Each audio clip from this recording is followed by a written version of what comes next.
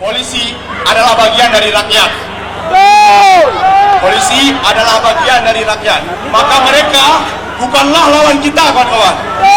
Lawan kita. Mereka hanya menjalankan tugasnya. Dan kita di sini hanya ingin menyampaikan apa yang ingin kita sampaikan.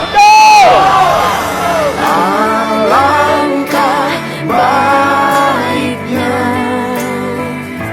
jika kita bisa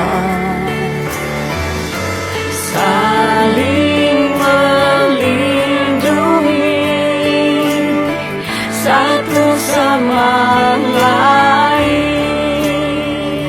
Hidup mahasiswa! Hidup rakyat Indonesia! Hidup perempuan Aceh!